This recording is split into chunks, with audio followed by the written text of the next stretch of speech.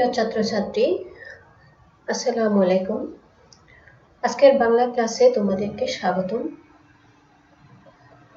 আমাদের অনলাইন ক্লাসের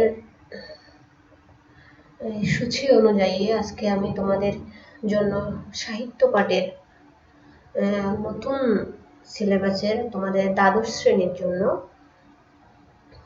পরিবর্তিত সিলেবাস অনুযায়ী তোমাদের পাঠ্য পরীক্ষার জন্য পাঠ্য একটা কবিতা নিয়ে তোমাদের সামনে উপস্থিত হয়েছি। কবিতাটি হচ্ছে তাহারই পরে মরি, কবি সুফিয়া কামাল। আজকে আমরা কবিতার কিছু বিষয় নিয়ে আলোচনা করব। এখন প্রথমে কবি সুফিয়া কামালের বিভিন্ন জন্য যে সুফিয়া কামাল সম্পর্কে যে বিষয়গুলো তোমাদের জানা প্রয়োজন, যেগুলো পরীক্ষার জন্য গুরুত্বপূর্ণ, সেই বিষয়গুলো আমি তোমাদের জন্য এখানে তুলে ধরেছি। দেখতে পাচ্ছ তোমরা এখানে সুফিয়া কামালের একটা ছবি আমি দিয়েছি। উনি হচ্ছে তাহার এই পরে মনে কবিতার রচয়িতা। তিনি জন্মগ্রহণ করেন 1911 সালে 20শে জুন। 1911 সালে 20শে জুন কবি সুফিয়া কামাল জন্মগ্রহণ করেন এবং তার মৃত্যু সাল হচ্ছে 1999 20শে নভেম্বর। দুটাই কিন্তু 20 তারিখ, একটা জুন আর একটা নভেম্বর, তারিখটা 20, মনে রাখা সহজ হবে তোমাদের জন্য। তারপর তিনি হচ্ছে কবি, গল্পকার এবং শিশু সাহিত্যিক হিসেবে মূলত পরিচিত। তার পরিচয়টা হচ্ছে দেখো, কবি, গল্পকার ও শিশু সাহিত্যিক হিসেবে তিনি পরিচিতি লাভ করেছিলেন। এছাড়া তিনি কি করেছিলেন, বিশেষ সম্ভাষণ, তিনি জননী হিসেবে বিশেষ সম্ভাষণে ভূষিত হয়েছিলেন। তারপর তার শিক্ষা জীবন হচ্ছে, তিনি স্বশিক্ষায় শিক্ষিত। তিনি যেই সময়ে, সুফিয়া কামালের সময়ে আসলে মহিলাদেরকে স্কুলে গিয়ে লেখাপড়া করার সেরকম আমাদের আজকের সময়ের মতো সেরকম সুযোগ ছিল না। সেই কারণে মূলত কি, তখন মহিলাদের যে শিক্ষাটা দেওয়া হতো সেটা মূলত আরবি, ফার্সি, এই শিক্ষাগুলো ঘরে বসে দেওয়া হতো। স্কুলে গিয়ে তাদের লেখাপড়ার সুযোগ তেমন ছিল না। তো সুফিয়া কামাল কি করেছিলেন, তিনি বাসায় বসে আরবি, ফার্সির পাশাপাশি তিনি বাংলা নিয়েও অনেক লেখাপড়া করেছিলেন। তার মূলত তিনি সেই পরিবেশে যখন মহিলাদের লেখাপড়া, স্কুলে যাওয়ার, স্কুল কলেজে যাওয়ার কোনো সুযোগ ছিল না, সেই মুহূর্তে তিনি কি করেছিলেন, তার বাসায় তার বাইরের সাহায্যে মূলত তিনি স্বশিক্ষায় শিক্ষিত হয়েছিলেন। ভাষা ও সাহিত্য চর্চায় তিনি আত্মনিয়োগ করেছিলেন। পরবর্তীতে তিনি দেখা যায় যে কি নারী আন্দোলনেও ব্রতী হয়েছিলেন। মূলত এই কারণে তিনি বর্ণীয় হয়ে আছেন এবং জননীর সম্ভাষণেও ভূষিত হয়েছিলেন। সুফিয়া কামালের মূলত তার জন্ম হচ্ছে, তার পৈতৃক নিবাস কুমিল্লায়। জন্মগ্রহণ করেন 1911 সালে 20শে জুন এবং তার পৈতৃক নিবাস হচ্ছে কুমিল্লা, কিন্তু তিনি বরিশালে জন্মগ্রহণ করেছিলেন। এরপরে দেখা যাচ্ছে তোমাদের জন্য এখানে আমি তার উল্লেখযোগ্য কিছু গ্রন্থের নাম দিয়ে রেখেছি, যেমন সাজের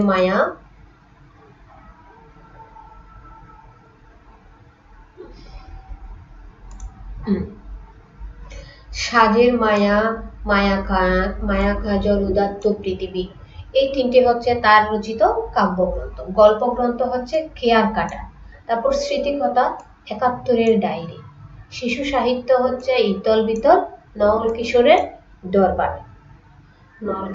দরবারে। তাহলে এই জিনিসগুলা হচ্ছে তার, এই সাহিত্যগুলো হচ্ছে তার রচিত সাহিত্য। উল্লেখযোগ্য হচ্ছে কি, উদাত্ত পৃথিবী, সাজের মায়া, মায়া কাজল, এগুলো কাব্যগ্রন্থ। কোনটা গল্পগ্রন্থ, কোনটা কাব্যগ্রন্থ এবং কোনটা স্মৃতিকথা, এগুলো আলাদাভাবে অবশ্যই তোমাদেরকে মনে রাখতে হবে।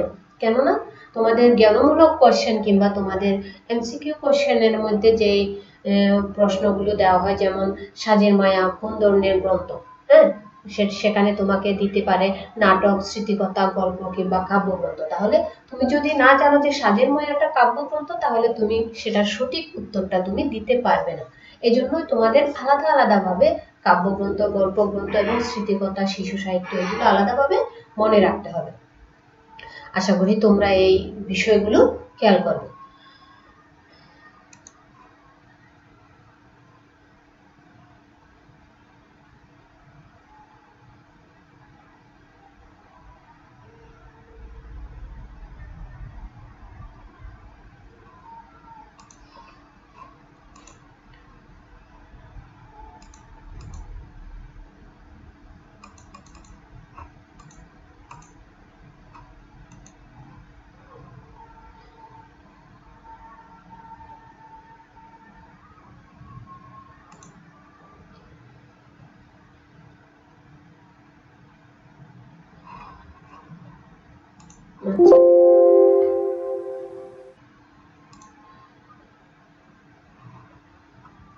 এরপরে হচ্ছে তোমাদের এই যে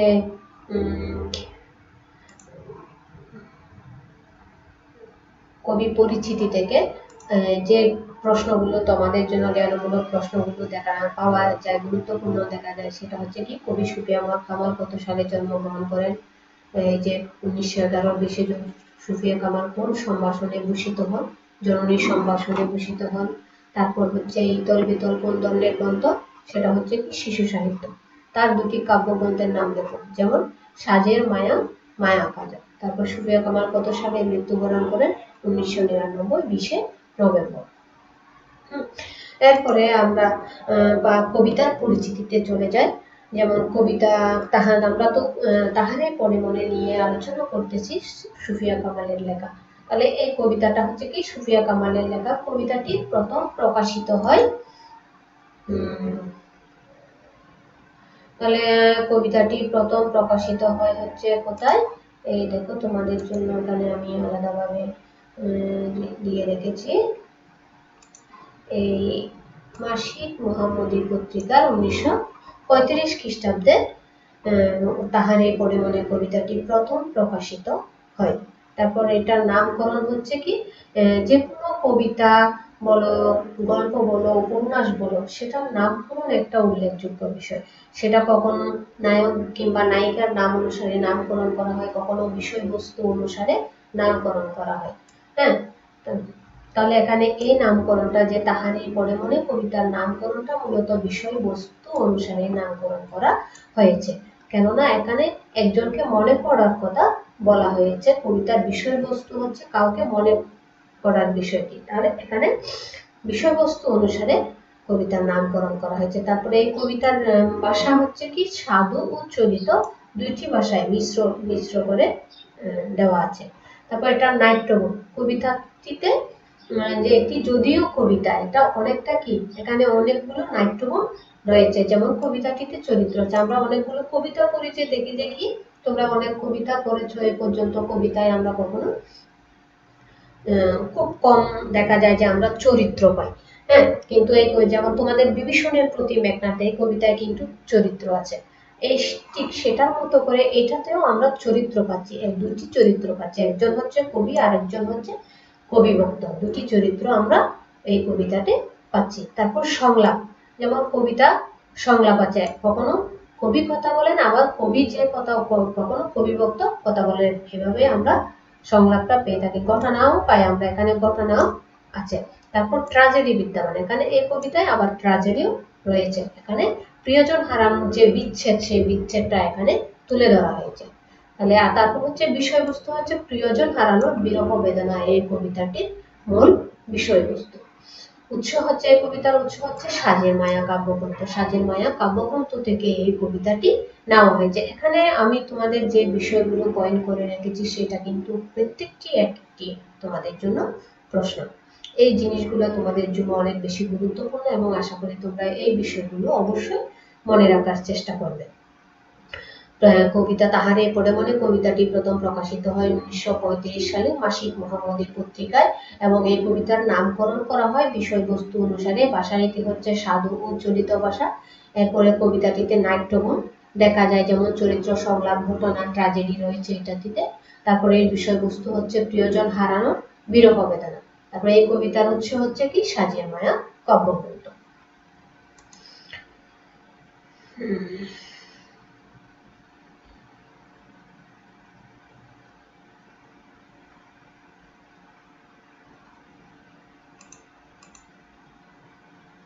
এরপরে আমরা তাহারই পরে মনে কবিতার মূল বক্তব্য নিয়ে দেখো, তোমাদের জন্য মূল বক্তব্যটা আমি এখানে তুলে ধরেছি। এখানে দেখা যাচ্ছে যে কি মূল বক্তব্যে, হ্যাঁ, কবিতায় প্রকৃতি ও মানব মনের সম্পর্কের একটা গুরুত্বপূর্ণ দিক তাৎপর্যময় অভিব্যক্তি পেয়েছে।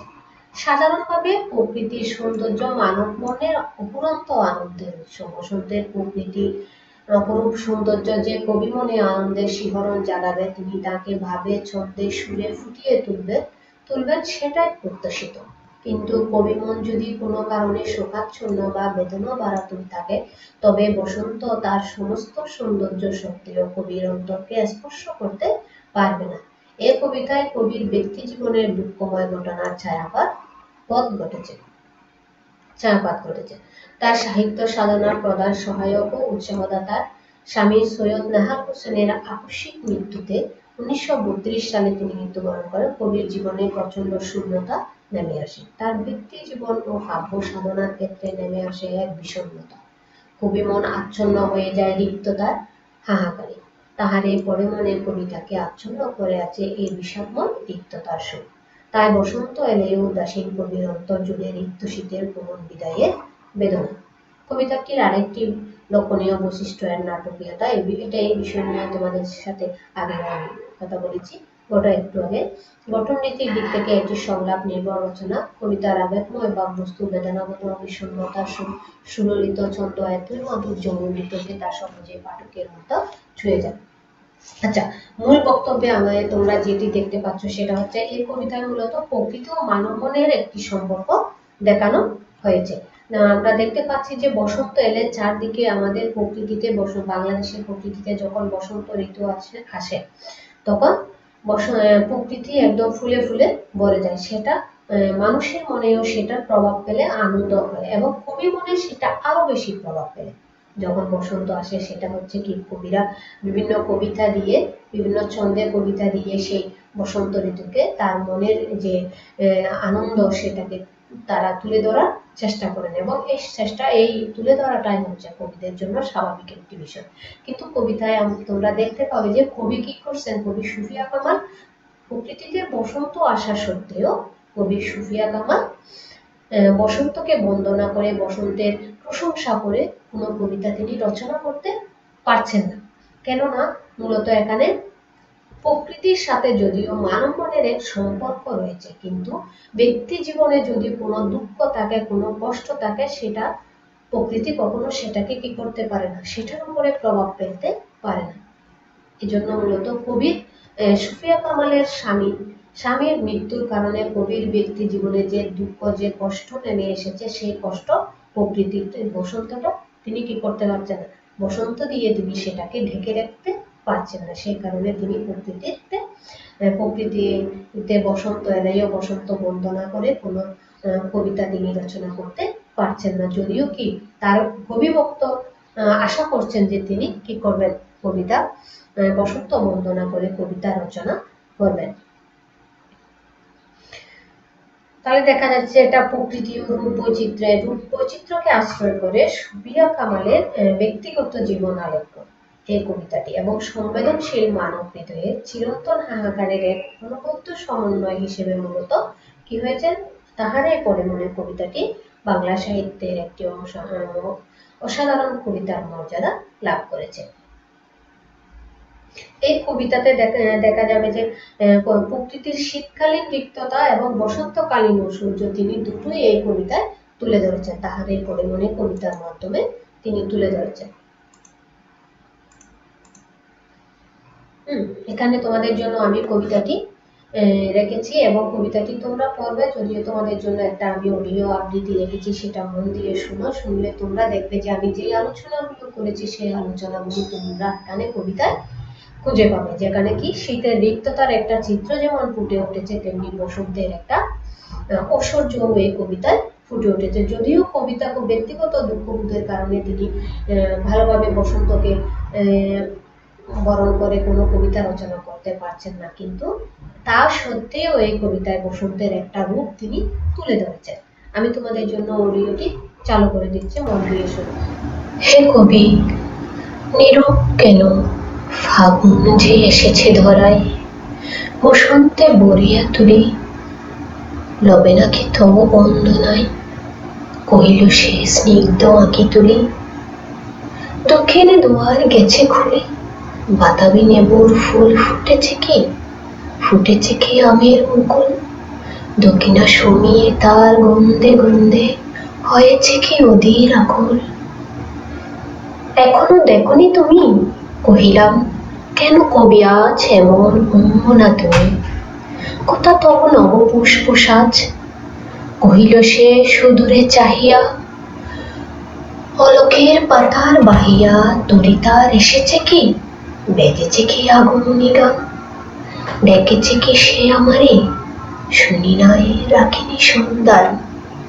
কহিলাম, ওগো কবি, রচিয়া লহ না আজ গীতি, বসন্ত বন্দনা তব কণ্ঠে শুনি এ মোর মিনতি।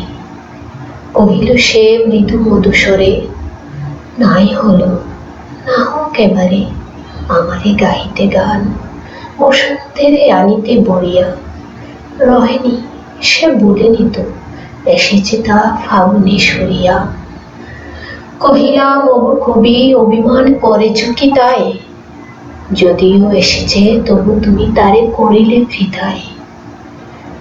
কহিল সে ফরম হেলায়, বৃথা কেন, ফাগুন বেলায় ফুল কি ফোটেনি শাকে, পুষ্পারতি লবেনি কি ঋতুর রাজন, মাধবী কুড়ির বুকে গন্ধ নাই, করে নাই মোর গোপীচরণ। হোক তবু বসন্তের প্রতি কেন এই তবু তীব্র বিমুখতা। কহিলাম, উপেক্ষায় ঋতুরাজে কেন কবি দাও তুমি বেতা। কহিল সে কাছে সরে আসি, কহিলি উত্তরি তোলে মাগের সন্ন্যাসী, গিয়াছে চলিয়া ধীরে পুষ্প শূন্য দিগন্তের পথে, রিক্ত হস্তে তাহারে পরে মনে ভুলিতে পারি না কোনো মতে। আশা করি তোমরা কবিতাটি মন দিয়ে শুনেছ। কবিতায় দেখা যাচ্ছে যে কি ব্যক্তিগত জীবনের মূলত দুঃখ ঘটনা তিনি এখানে তুলে ধরেছেন, এবং সেই সাথে মূলত তার যে শীতের রিক্ততার জন্য তার যে দুঃখবোধ, সেটা মূলত তার ব্যক্তিগত দুঃখবোধের কারণে উঠে এসেছে। এবং বসন্তের আগমনে এখানে দেখা যাচ্ছে যে স্বভাব বিরুদ্ধভাবে কবি নিস্পৃহ ও অবিচল থেকেছেন। কবির কাছে কবি ভক্ত প্রশ্ন করছেন, তিনি কেন নীরব, বসন্ত বরণ করবেন কিনা তিনি অভিমান করেছেন কিনা, কিংবা কবির মনে হওয়ার কারণ কি। হ্যাঁ, কবি ভক্তের নিকট কবির জিজ্ঞাসা তখন কি, বাতাবি লেবু আমের ফুল ফুটেছে কিনা, গন্ধে তার দক্ষিণা সমীর আকুল হয়েছে কিনা, এই প্রশ্নের দ্বারা মূলত কবি বসন্তের প্রতি কবির যে উদাসীনতা সেটা ফুটে উঠছে, এবং কবি ভক্ত বিনতি করছেন তিনি যেন বসন্ত বন্দনা করেন। কিন্তু বসন্তের প্রতি কবির উদাসীনের কারণ হচ্ছে তার প্রিয়জনের বিদায়, সুকাতুর মন এবং রিক্ততার একটা অনুভূতি। হ্যাঁ, এরপরেও তিনি কি কবিতাটিতে তিনি বসন্ত আগমনের কিছু চিহ্ন তিনি এখানে রেখেছেন, ফুলের সমারোহ, বাতাবি লেবু, আমের মুকুল, মাধবী কুটির সুবাস, এইসব দিয়ে। হ্যাঁ, এরপরে কবিতায় দেখা যাচ্ছে যে শীতের একটা প্রতিবাদ হয়েছে, যেখানে ছবি মাঘের সন্ন্যাসী রূপে সেখানে চলে যাচ্ছে পুষ্প শূন্য দিগন্তের পথে। কবির বেদনা বিদুর অভিব্যক্তি মূলত এখানে কি তার শেষ পর্যন্ত দেখা যাচ্ছে যে কবির বেদনা বিদুর অভিব্যক্তি, তাহারেই পরে মনে ভুলিতে পারি না কোনো মতে।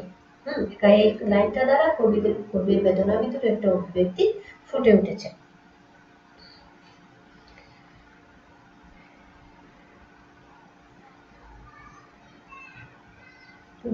যে মাঘের সন্ন্যাসী একেবারে শূন্য হাতে কুয়াশার চাদর গায়ে পুষ্পহীন দিগন্তের পথে চলে যাচ্ছে, এটাই হচ্ছে কি কবির বারবার মনে পড়ছে। এ কারণে তিনি কি বসন্তকে বরণ করতে পারছেন না, প্রকৃতির সাথে একাত্ম হতে পারছেন না। আশা করি ক্লাসটি তোমরা উপভোগ করেছ। যে বিষয়গুলো আলোচনা করেছি তোমরা মনে রাখবে। আগামী ক্লাসে তোমাদের জন্য আমি কবিতাটির পুরোপুরি বিশ্লেষণ নিয়ে তোমাদের সামনে হাজির হব। ততক্ষণ পর্যন্ত ক্লাসে থাকার জন্য তোমাদেরকে অসংখ্য ধন্যবাদ। আল্লাহ হাফেজ।